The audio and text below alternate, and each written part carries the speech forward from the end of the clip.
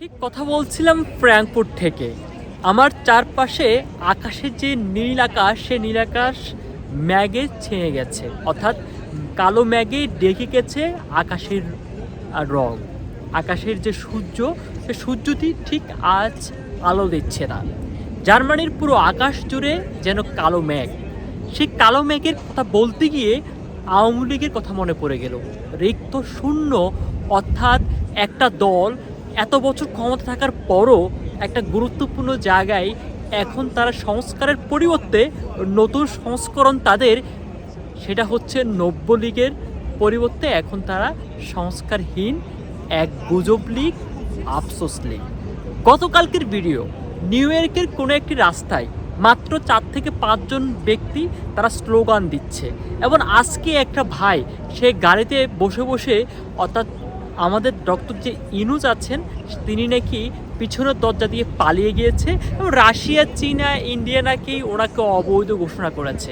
জাতিসংঘের অধিবেশনে থেকে উনি নাকি পালিয়ে গিয়েছেন। এই যে গুজব ছড়ানো, এই যে সংস্কারহীনতা, এই যে বুদ্ধিহীনতা, কিংবা দলকে আরও পচিয়ে দেওয়া, এই যে নতুন ধারার যে আওয়ামী লীগ ফিরে এসেছে, সেটা সত্যিকার অর্থে অনেক বেশি ম্যাগের আনাগোনা তৈরি করে আকাশে। যেমনটা জার্মানির আকাশে এখন কালো মেঘ ধেয়ে আসছে, কালো মেঘে পুরো আকাশ জুড়ে একেবারে কালো হয়ে গেছে। প্রকৃতির যে নিদারুণ কষ্ট, সে কষ্টটা আওয়ামী লীগের মতো মনে হয়েছে, যার কারণে আমার কাছে মনে হয়েছে যে আওয়ামী লীগ এখন যেটা করছে, 16টা বছর তারা ক্ষমতায় ছিল, 16টা বছর তারা দাপটের সহিত, একেবারে দাপটের সাথে তারা স্বৈরশাসন কায়েম করেছে, কিন্তু এখন তাদের অস্তিত্ব বিলীনের পথে গিয়ে তারা এখন গুজব ছড়াচ্ছে।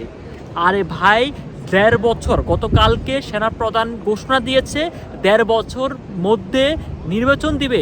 তাহলে আপনারা প্রস্তুতি গ্রহণ করুন, নির্বাচনে অন্তত 50টা সিট পান, এর পরবর্তী নির্বাচনে আপনারা 100-150, তারপরে আস্তে আস্তে 10-15 বছর পরে ক্ষমতা আসার চেষ্টা করুন।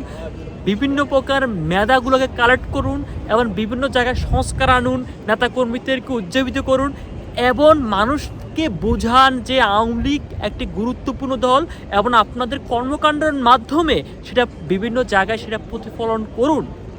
সেটা না করে গুজব ছড়াচ্ছেন। সেটা কি হচ্ছে, এখন ডক্টর ইউনূস নিয়ে তাদের অনেক বেশি পরিমাণে বাড়াবাড়ি শুরু হয়ে যাচ্ছে। আপনারা বাড়াবাড়ি করলেও ডক্টর ইউনূস আগামী নির্বাচন পর্যন্ত থাকবে, বাড়াবাড়ি না করলেও থাকবে, কিন্তু আপনাদের অর্জনটা কোথায়, সেই জায়গাটা একটু পয়েন্ট আউট করুন।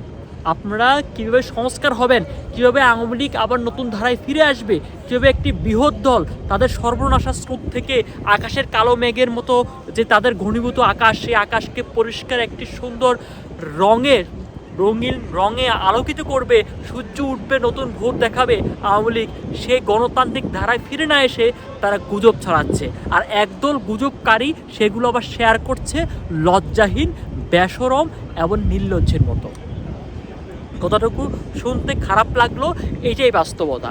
জামাতকে দেখেন, ভেঙে ছুঁড়ে একেবারে শেষ করে দিয়েছে। বিএনপিকে দেখেন, বিএনপির একেবারে অস্তিত্ব একেবারে যায় অবস্থা।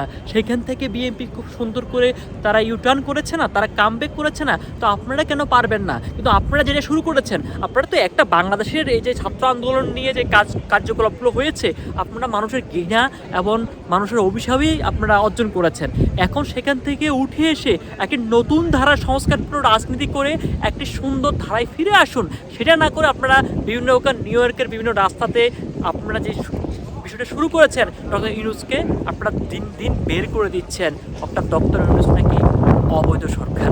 খুব লজ্জা লাগে। অবৈধ যে বিষয়টা, সেটা যে আওয়ামী লীগের সাথে কতটুকু যুক্ত, গত 10 বছর আওয়ামী লীগ এই অবৈধর যে বিষয়টা, অবৈধের বিষয়টা তারা যে কত পরিমাণ জন্ম দিয়েছে, সে জন্ম গ্রহণ করা বাচ্চাগুলোই আবার এখন বলে যে অবৈধ বিষয়। সেটা নিতান্তই লজ্জাজনক বিষয়, এবং লজ্জাশীল লজ্জা না থাকুক, কিন্তু এতটুকু বলবো, 1.5 বছর সময় আছে। 1.5 বছর আপনারা নিজেদেরকে সংস্কার করুন, আপনারা ফিরে আসুন, অন্তত কিছু সিট নিয়ে ফিরে আসুন, অন্তত নির্বাচনে অংশগ্রহণ করুন, অন্তত কোনো একটা জায়গায় নিজেদের অবস্থানটাকে পরিষ্কার করুন। কিন্তু এখন যেটা করছেন সেটা গুজব এবং আফসোস ছাড়া কিছু নয়। যেটা আপনাদের নতুন সংস্করণ, গুজব লীগ, আফসোস লীগ।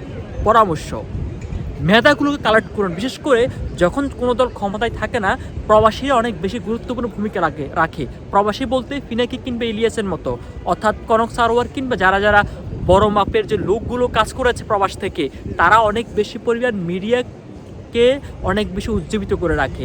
আওয়ামী লীগের এখন উচিত ইন্টেলেকচুয়াল মানুষগুলো, অর্থাৎ যারা সুশীল এবং জ্ঞানী মেধাবীদেরকে কালেক্ট করে তাদের দ্বারা বিভিন্ন বিষয়গুলো প্রচারণাতে যাওয়া, তাদের যে শূন্যতা, তাদের যে অনুপস্থিতি বাংলার রাজনীতিতে এক গণতান্ত্রিক দ্বারা ফিরে আসবে না, সেগুলোকে অনেক বেশি উপস্থাপন করা এবং মানুষকে বোঝানো যে আওয়ামী লীগ অনেক সুন্দরভাবে সংস্কারপূর্ণ একটা ধারায় ফিরে এসেছে। সেই জায়গাটা না করে আপনারা যেমনটি এখন গুজব ছড়াচ্ছেন, যেমন এখন আফসোস করছেন, সেটা আপনাদেরকে অনেক বেশি পিছনে, আপনার অনেক বেশি আপনাদেরকে যে ধ্বংসস্তূপ ফেলে দেবে, যেখান থেকে উঠে আসাটা অনেক বেশি কঠিন হবে। যেমনটা আকাশের কালো মেঘ অনেক পরে সরলেও কিন্তু আপনাদের কালো মেঘ যেভাবে সরবে কিনা কখনো, সেটা নিতান্তই সময়ের অপেক্ষায়, এবং সেটা আমরা অনেকটা অনিশ্চিত জায়গায় দেখি। যদিও আপনারা এখন যে কাজটা করছেন সেই কাজটা যদি ভবিষ্যতে অব্যাহত রাখেন, মেধাবীদেরকে জন্ম দেন, মেধাবী তৈরি করুন, যাতে করে মেধাবীরা আপনাদেরকে অনেক বেশি পরিমাণ সাপোর্ট দিতে পারে একেবারে খুব বাজে সময়ে, যেমনটা ঠিক এখন। অর্থাৎ বিভিন্ন পোস্ট শেয়ার করা থেকে শুরু করে সোশ্যাল মিডিয়া অ্যাক্টিভিটিস থেকে শুরু করে দেশের মাঠে অ্যাক্টিভিটিস থেকে শুরু করে সব জায়গায় নিজেদের মেধার পরিচয় দিন, নিজেদের নেতৃত্বের পরিচয় দিন এবং নিজেদেরকে সংস্কারপূর্ণ একটি রাজনীতি ধারায় ফিরে আনুন। প্রতিশোধ চেয়ে প্রতিকার কিংবা প্রতিরোধই অনেক বেশি উত্তম, এবং সেই ধারায় ফিরে এসে সুন্দর করে আগামী দিনগুলোতে একটি সুন্দর সূর্যের প্রস্তুতি, সূর্যের উঠার যে ভোর, সেই ভোরের অপেক্ষায় থাকুন। যেমনটি এই যে কালো আকাশ, সেই কালো আকাশের মতো যেন আপনাদের আকাশ না হোক, সে কামনা ব্যক্ত করে কথা থেকে বিদায় নিচ্ছি। ভালো থাকবেন, সুস্থ থাকবেন, আর অবশ্যই জানবেন এই কালো আকাশটি কিছুক্ষণের মধ্যে আবার নীল হয়ে যাবে, কেননা সময়, মানুষের দুঃসময়, খারাপ সময় বেশি দিন থাকে না। সেরকমভাবে আকাশের রঙও তেমন একটা কালো সবসময় থাকে না। বৃষ্টি ঝড়ে কিংবা জলোচ্ছ্বাস কিংবা বিভিন্ন প্রকার বজ্রপাত হয়, তারপরে কিন্তু একটা সময় নীলাকাশ সুন্দর সূর্য উঠে। সেই সূর্য উঠুক আওয়ামী লীগের গগনে, সেই কামনা ব্যক্ত করে কথা থেকে বিদায় নিচ্ছি। ভালো থাকবেন, সুস্থ থাকবেন, আল্লাহ হাফেজ, আসসালামু আলাইকুম।